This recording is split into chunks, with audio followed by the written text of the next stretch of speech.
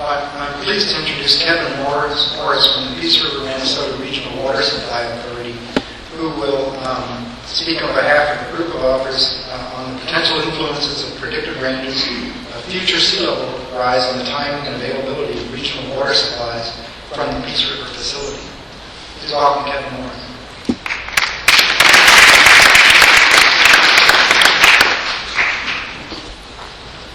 Good afternoon. I'm not sure why this title slide looks like it does. There really is a title to this presentation, and it will be on your proceedings.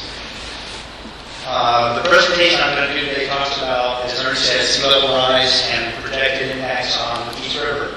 I work for the Peace River Manasota Regional Water Supply Authority, and we provide drinking water to the region. And we use water from the Peace River that is harvested during the wet season when the flows are very high, and we store it during the dry season. My presentation today is divided into 4 parts. I'm going to give you an overview of the authority and the Peace River facility. We're going to talk a little bit about sea level rise. Then we'll talk about the challenges of trying to model water quality impacts from sea level rise in a river system. And then we're going to do a brief survey of system reliability modeling.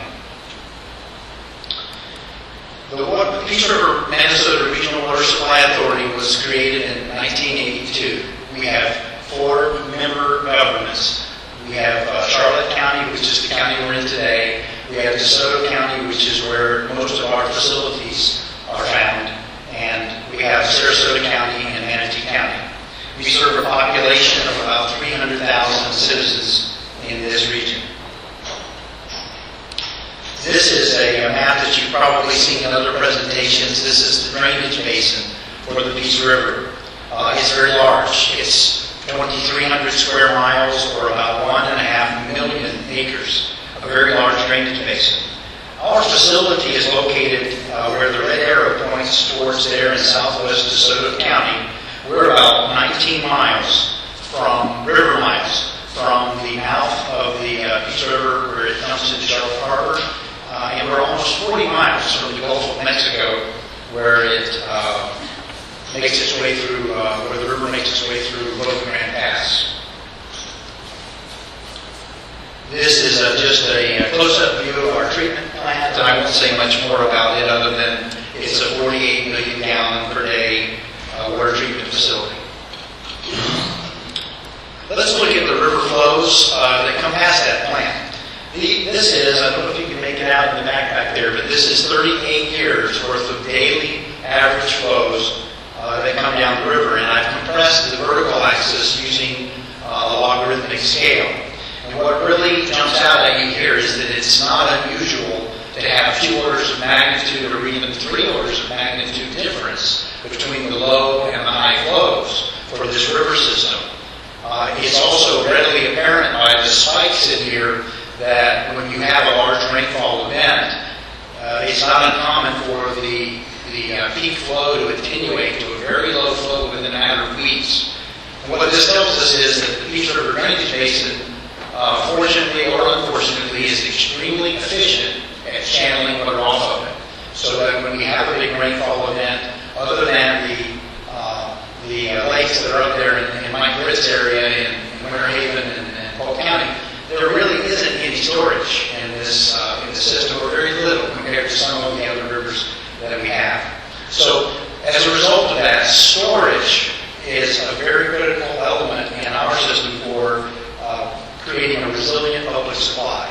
Now we have 2 modes of storage for the Peace River facility. We have off-stream raw water reservoirs. This is an aerial photograph that shows Reservoir 1 and Reservoir 2. We can store about 6.5 billion gallons of raw water in these off-stream reservoirs. And we also have aquifer storage and recovery wells. We store finished drinking water deep below ground. These wells are cased down to about 500 feet, and we have an open hole in the Swanee aquifer limestone from about 550 to 950 feet. We can store about 6 billion gallons, it's believed, in these ASR wells, but the most we've ever had at any one point in time is about 4 billion gallons. This is an animation that shows how the various different elements of our water system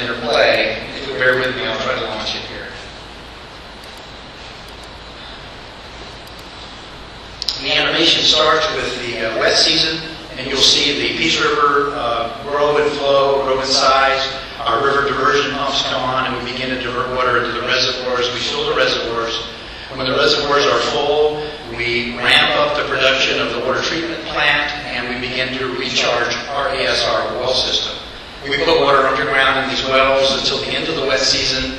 When the river flow starts to diminish, we stop the ASR recharge, and during the dry season, we pull water down out of the reservoirs, and at a certain point, we'll begin to recover water out of those ASR wells. And the cycle repeats itself. It's an annual cycle. I see Sam Stone in the back. He's been dealing with this since the mid-1980s. We've been through dozens and dozens of these cycles. This is just sort of a fast forward, if you will, to give you a flavor for how these water resources interplay with each other on an annual basis. Of course, every year is unique. No year is like the year prior. Let's talk a little bit about sea level rise. This is a graphic that shows how much sea level has varied over the last 140,000 years. This particular source shows a variation of over 400 feet, although over the last 3,000 years it's been fairly stable. There's a very interesting map that NOAA put together as part of their GLOBE series that shows what they depict the land masses would have looked like during the previous ice age, about 18,000 years ago. And I don't know if you can make it out here, but look at the Gulf of Mexico. What draws my attention is how wide the peninsula of Florida is and how far the Yucatan Peninsula extends into the Gulf. And of course, over in Europe, the English Channel, the North Sea, the Baltic Sea are all land masses at this point. So it's very interesting to look at. So sea level has changed a lot in the past. But what's it been doing recently? This is a chart that shows sea level change over the last 150 years. And what you'll see is it appears to be increasing. Over the whole time span, sea level has risen about 8 inches since 1870. But sea level has risen just in the last 20 years about 2.5 inches. So the question you might ask is, will this acceleration continue? Will it continue to grow at the same rate that it is now, or will it become, as Jim was alluding to, even more extreme? Nobody seems to know the answer to that. There's a lot of skeptics, but the preponderance of evidence seems to suggest that this is a trend we need to get used to and we need to start learning to live with. Now, climate science is fairly new, it's really complex, and unfortunately, politics has kind of colored and clouded the discussion of climate science. So, regardless of what you may think about climate science, though, we know sea level is rising. And agencies and governments at all levels are starting to incorporate adaptive management strategies for dealing with sea level rise into their planning process. So it's certainly something that is here to stay. Now for our work, we used a table produced by the EPA. It lists 3 different classifications of sea level rise, and it did it in 25-year increments. And I'm going to focus on the top line. In 2025, their 90% best case scenario was projecting 2.8 inches of sea level rise. Well, since 2000, we've seen about half that. So we seem to be on a track to achieve that milestone by 2025. Following that on over to the right, in 2050, they're projecting 5 inches of sea level rise, and by 2075, 7.7. Now, one of the challenges with using sea level rise projections are not only whose projections do you use, but which version of those projections, because they're always changing. This was the set of projections we used for our first effort. It's by no means are we done with this. We will revisit the modeling that we've done probably with a great deal of frequency. So some of the challenges of trying to model impacts of sea level rise. The water use permit that the Water Supply Authority has to take water out of the Peace River, and incorporates what's called a hydrobiological monitoring program. And this program looks at the flora, the fauna, benthic organisms, water quality data, anything that our scientific advisory review panel feels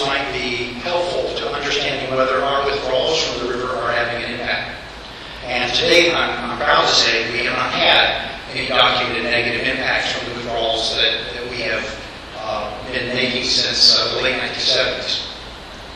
Now, as a part of that program, we have continuous monitoring stations located at the locations you see here along the river, from basically where our intake is at the top of the map on down towards the mouth of the river. And these stations are collecting continuous data on dissolved oxygen level, conductivity, temperature, and the USGS gauge stations are collecting gauge height. So we have a great deal of data that's out there. This is an example of some of the data collected for the station that's located nearest the water treatment plant intake. The top chart is the conductivity that was measured in 2011, and you can see during the dry spring, you can see the excursion as salinity comes back up the river. Even though we are some 40 miles from the Gulf of Mexico, that salinity can make its way all the way back up to our river intake.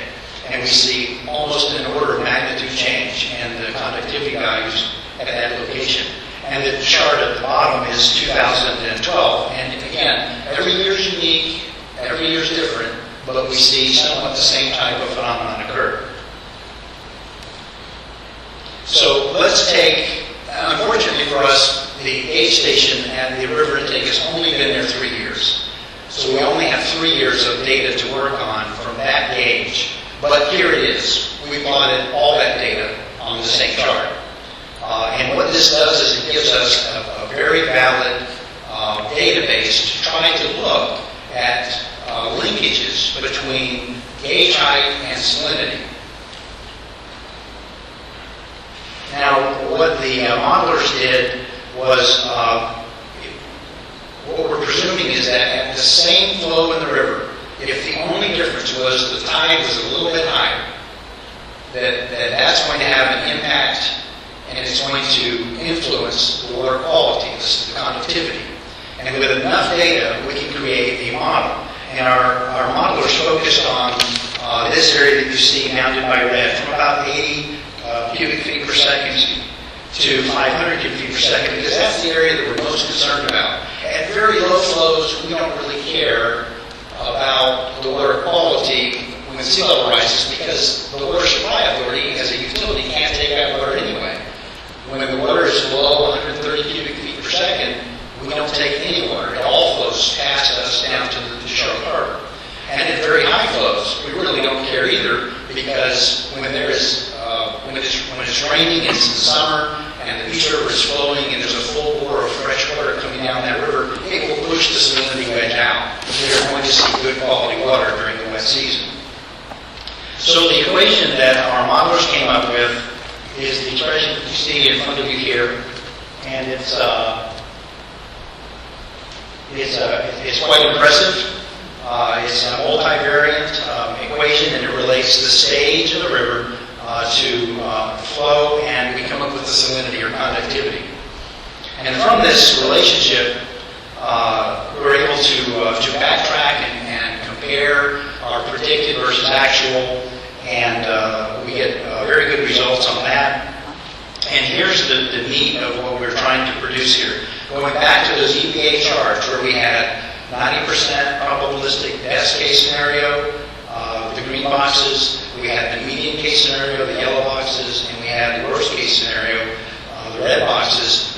We end up with these box and whisker charts that show us in 2025, 2050, 2075 what we might expect to see as far as water quality for the river. Now, for those of you that use box and whisker charts, I can point out the bottom of the box is defined by the 25th percentile number, the top of the box the 75th percentile number, the middle of the box is the median, it's the 50th percentile. The black dot that you see is actually the mean. And you may ask, well, why is the mean so much higher than the median? And that's because at extremely low flows, we get such high conductivity values that it skews the whole box upward. So it's something that our modeling team is considering going forward, it's possible that our modeling efforts here may actually make things look a little worse than we expect to see. Again, we can't take water if the flow is below 130 cubic feet per second anyway, so why should that data influence our projection of water quality? So it's, by far, we have a lot of work left to do on this. So let's look at system reliability modeling. This is a schematic that will be very difficult for you to see in the back of the room, but this is a schematic of our water system. It shows the reservoirs, it shows the water plant, it shows the river intake, and it defines the volumes, it defines the flows as variables between each one of these various components. Now, using a mass balance approach, we can develop equations that define a solvent mass balance, and in our case, the solvent is water. So we have water mass balance. And we look at things like the flow from the river, we look at the recovery from the ASR wells, we look at rainfall into the system, we look at evaporation out, we look at percolation and seepage out of the reservoirs. But we also can create a mass balance for our solute. And our solute in this case is total dissolved solids, or TDS. And the assumption that we make is that total dissolved solids, it's a non-reactive, conservative chemical constituent. It's not undergoing any change or modification once we pump it from the river, once we store it in our reservoir, and we bring it through the water treatment plant.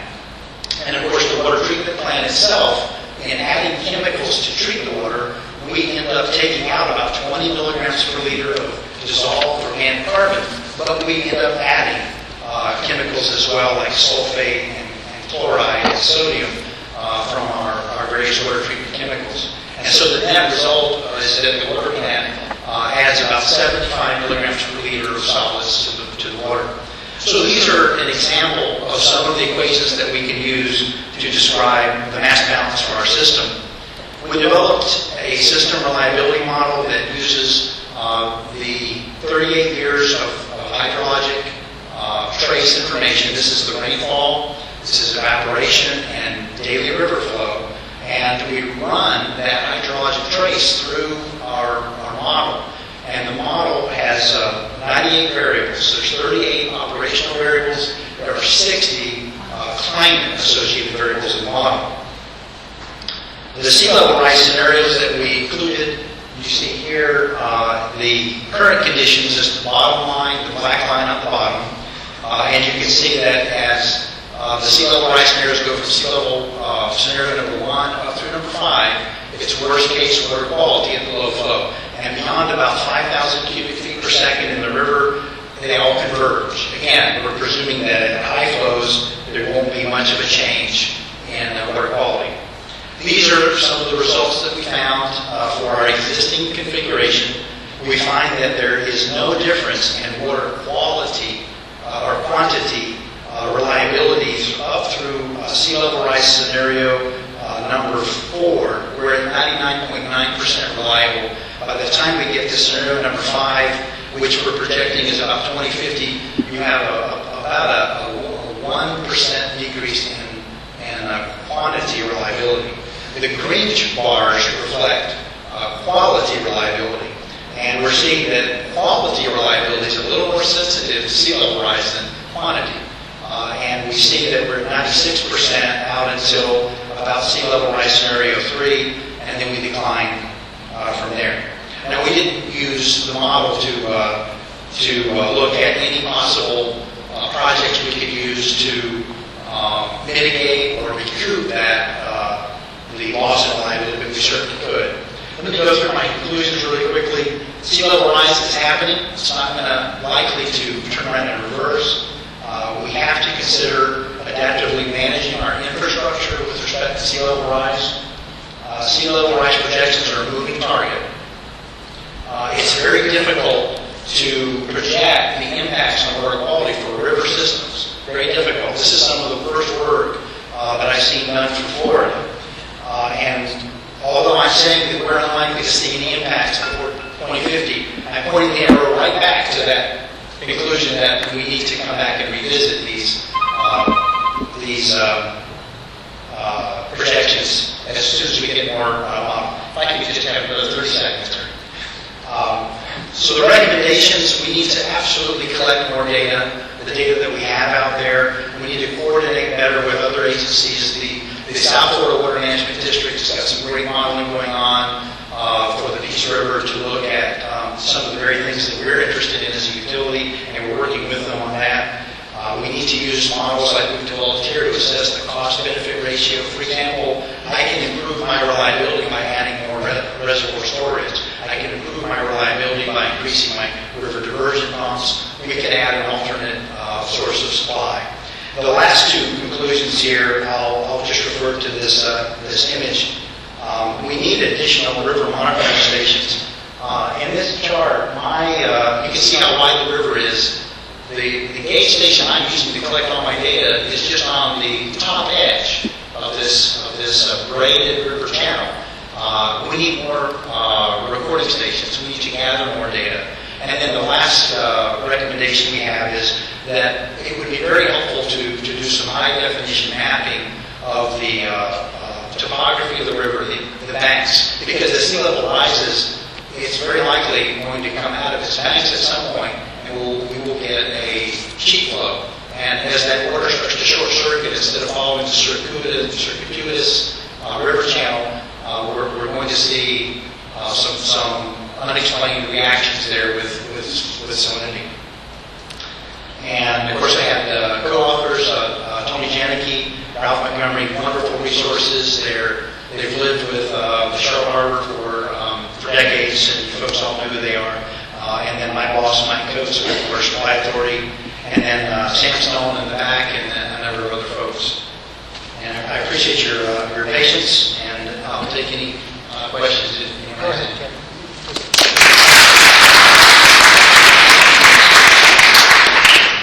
In the regional vulnerability assessment we did for climate change with the Regional Planning Council and the National Estuary Program, in addition to the sea level rise, we're expecting a major change in precipitation for central Florida. So we're going to have wetter wet seasons of shorter period and longer dry seasons. And it's also expected and projected by some weather people who work on this nationally that overall the southeast is going to get drier. So are you planning to also incorporate the idea that there may be less water coming down the piece at the same time the sea level is rising? Thank you, Dan. That's a very good question. These presentations are kind of like trying to paint a whole barn with 1 gallon. You have to thin it out and cover the whole building. Yes, our model has 98 variables. 60 of those are climate-related variables. We can vary the rainfall amount and the evaporation amount because we understand temperature may change as well, which could change your evaporation rates or reservoirs. So we have the ability to change those by using a monthly multiplier. And then there are 3 stream gauges that make up our combined flow, and we have the ability also to use a multiplier monthly and multiplier on any of those 3 streams. So we've given ourselves the capability of looking at that in our model. We haven't done any exhaustive work with that yet. Thank you for that. Yes, sir. By the way, that was very good.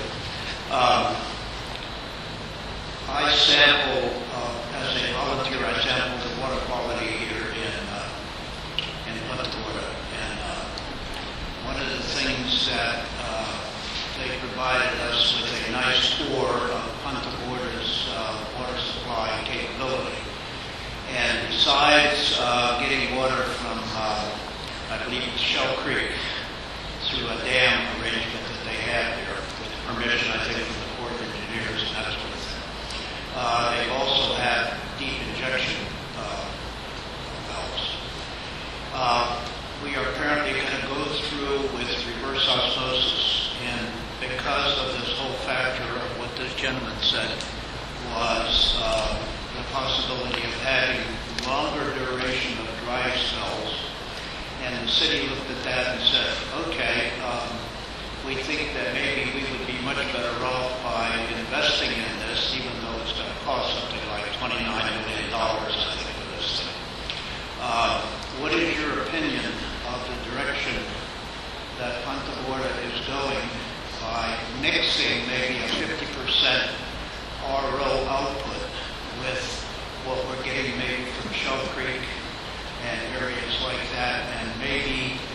shed some light on, therefore, your overall opinion of the use of our Joe, thank you. Thanks for your volunteer work. Personally, that's always very important. Always important to have volunteers supporting these organizations. Joe's question related to the city of Punta Gorda's direction with a planned reverse osmosis facility to deal with future climate uncertainty. And Joe, I really, to be honest with you, I can't give you an informed opinion about those plans. I really haven't been involved with any of the studies. Reverse osmosis, there's nothing wrong with the technology. I did a lot of reverse osmosis pilot